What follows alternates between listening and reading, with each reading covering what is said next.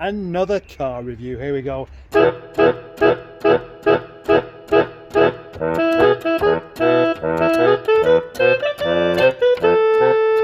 Never thought I'd drive one of these. 2013 edition of the Mitsibushi Shogun. Long wheelbase, 7-seater, 3.2 litre turbo diesel. This one looks like it's come just out of the showroom. It belongs to a chap in the garage next door who's rather particular about his cars and the condition that they're in. Mind you, that headlamp could do with a bit of polishing. Or is it oh, it's condensation. Oh dear. Yeah, no condensation on that side. Its face does somewhat remind me of Katie Price. Not too much going on, but a really big emphasis on this great big chrome shiny grille. And having said that though, it is quite a well proportioned car. And look at the size of these back doors. You're not going to struggle getting yourself in there, are you? I reckon there's going to be lots of room in the back. And look, there is lots of room. There's lots of room for people to sit in the back. Door shut sound. Do that again. It's okay. What about the front doors?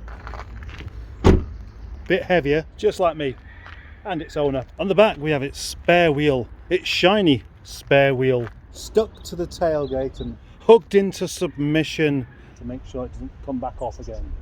And what a purposeful looking tow bar. This car is good enough to tow a 3.5 ton trailer. That's combined weight. Trailer, its contents, 3.5 ton. Could be used instead of a recovery truck. And the beauty of that is it would no doubt be a bit more comfortable and nicer to drive. If I was buying a 4-wheel drive, I'd be looking at a Land Rover really, because obviously I'm British and that's what British people do. And my only experience with Mitsubishi, besides a really rusty old Colt, was the L200, which it may have looked really tough and hard and everything, but it wasn't. You know, it was like that bloke down the pub who kicks off and causes a fight and then nips off to the toilet to let everybody else do his business. No.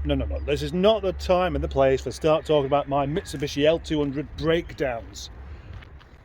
So I won't. Let's open the boot to the shiny back swinging door. Look at that. What a, whoa, hang on, stay where you are. Stay where you are. Stay there. No, it doesn't want to do. The back door stopper must be in position unlocked before closing. Where's that then? It's down there somewhere. Anyway, we don't really need that. I just wanted to have a look at the size of the boot. And obviously it is very, very big. Big enough to have another couple of seats in should you need them. Quite a flabby sound. But then it's a big door with a spare wheel on the back and some bits of plastic, which obviously cause some resonance. Look, it's got a matching set of Yokohama tyres. Well, these 18-inch? Yes, 265/60R18. The obvious observation to make would be that it is somewhat Tonka toy-like. But then again, a proper 4-wheel drive, doing a proper 4-wheel drive job, you know, you're kind of limited on what it should look like. Well, you're not, but you should be. I mean, you're definitely not, and you shouldn't have to be. But you are if you want it to be any good. Because, of course, what's the point in having a vehicle this size, a bit like the BMW X6, which isn't quite as big, and having a great big sloping roofline, which then means it's completely useless at carrying things around. What we're looking for in a car like this is interior quality and just ease of access and pleasantness to own. I'm always a fan of wood bits, even if they're not real. Pretend wood, pretend leather, pretend aluminium. I think they're all great. It looks very nice. What we really want is for it to be durable and feel as good as it looks. And well, it's not. Sorry. The rest of the dashboard, again, it all looks very nice and purposeful, and the materials are actually quite good. Come to think about that, that looks like a button, but it's not. So you can press it as much as you like and nothing will happen. Unlike that one, which is a switch. Just here we have more fake wood and fake aluminium that actually looks very nice. Again, it's good that it's clean. That helps a great deal. The steering wheel is genuine leather wrapped, which is nice. It's full of buttons everywhere, which don't work if the engine's not switched on, which is just as well. And just down here we have an armrest, which it moves around a bit actually. Maybe it's supposed to do that. Door shut sound is kind of typical really. It feels like most doors. First impressions of the seating now is that it's quite nice. So it's like quite a comfortable place to be. What will it be like on the road though? You knew I was going to do this, but I've opened up the bonnet and there it is, the Common Rail DI-D diesel engine. That's all very, very clean indeed.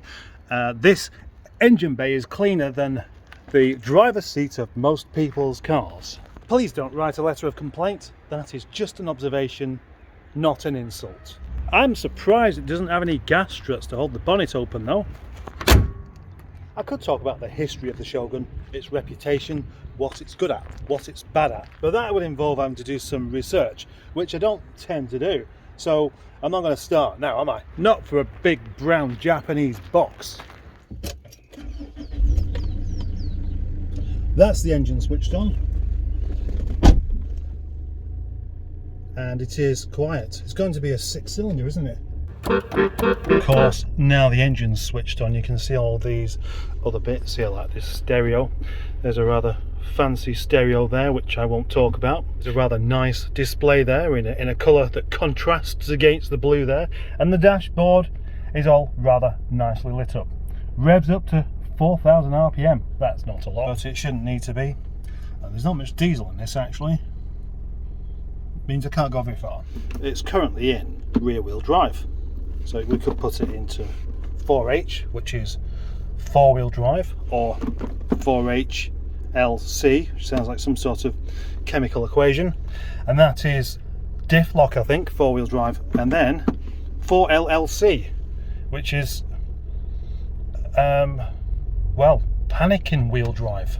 Back to rear wheel drive. Look here, we have a reversing camera, which is nice, which means that you can use the camera instead of your mirrors for reversing, and that means you can hold onto your phone while you do it to make sure that you don't. But I'm not very comfortable with this. I still want to use my mirrors, so I'm still using my mirrors, which means that the camera is almost pointless. It is a van essentially. It's a van with windows, so you drive it like a van and you pull caravans around with it. Onto the Queen's Highway, so the seatbelt must be deployed. You know, I really rather like this. It's got a very commanding driving position, as obviously you would imagine, being high up, and it is properly high up as well. It's not like just one of those half-arsed off-roaders that just a bit high up, fashionably overlooking the people in their little cars. No, there's nothing fashionable about the way this looks down at the small cars. No, this is done with a proper stick. The stick of beatings. And the lights have changed again, and these chaps here have made sure that they block the exit or entrance to this particular junction, which is nice of them. So far I've driven about 1/3 of a mile and I'm enjoying it. Wow. I do love an automatic diesel, and that's a very, very smooth change as well. Here's again. Watch my face wobble as I go from one gear to another. It didn't, did it? It just stayed in the same place. That makes it relaxing to drive. That's a nice thing. The steering's actually very tight, very quick. Not quick, not tight. It moves around a lot more than I was expecting. Yes, it's definitely not got a sports rack on it. As you turn it, you can feel the whole car sort of wiggle into this new direction that it's not entirely sure if it wants to do. But it's not made for going round corners quickly, and I wouldn't attempt to do it. But the point is, you turn the wheel and it does go around the corner. And isn't that what really cars are supposed to do? And vans. And is this a car or a van? Well, it's a car, but it's a bit like a van. Cars that are like vans are really good, because you can have a van and a car at the same time. That's what I'm saying. We're going to go into the 40 limit now, where I can press my foot down a bit more. I did mention the Queen's Highway, because it's not the Queen's Highway, is it? It's the King's Highway. And on this particular stretch of road here, it's not even that, it's the Devil's Highway. The Devil's Highway of destruction. not sure. It sounds a bit more like a 4-cylinder rather than a 6-cylinder to me. I wonder how many horsepower it's got. Let's do a slight foot planting thing. Oh yes, there we go. It's not quick, but it's not supposed to be, is it? Why would it be quick? That's a really stupid thing. Why would you want a car like this to be quick? It's enjoyably wallowy. It's nice and soft and as smooth as a marshmallow in a sand pit on a Thursday evening at 10 past bedtime. Yes, it's a nice big lazy vehicle, but it's not so lazy that it's unbelievably tediously slow or anything. It's not tediously slow, but it's definitely not nippy or quick or anything. Then why would it be? It probably weighs about 3.5 tons. The real question is, what's better? What would I prefer, this or a Discovery? And at this age it would be a Discovery 3 or 4. And I don't know, because the trouble is, I've only ever driven a Discovery 3 and I prefer the Discovery 2. The Discovery 2 it is for me. Admittedly, they are rather stupid reasons, but I'll go with that, I don't mind. The Discovery is British, yep, and I'm British, so, you know, it's my duty to be patriotic. What's bonging at me? This is going to be probably more reliable.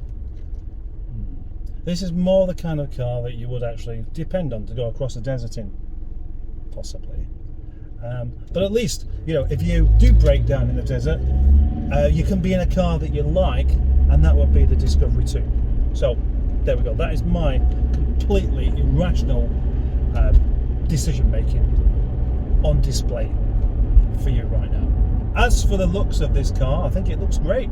It's a properly good, big, purposeful looking off-road vehicle that doesn't look like it's trying to be fashionable, and I appreciate that. And that's why I like the Discovery 2 more, because it's the same kind of thing but more so. So here's a nice question from me to me, and that is, would I have one of these? And the answer is nah, I can't afford it. But what if I could afford it? Well, then I'd probably just buy a Discovery, wouldn't I? But what if this was the only thing I could have and I had the money for it and I couldn't spend it on anything else? Then yeah, then I'd have it. Which is a rather unusual conclusion, and it's as good as you're going to get, I'm afraid. Parking up, lots and lots of bleeping noises going on. I hope I'm doing it correctly. Yeah, that'll do.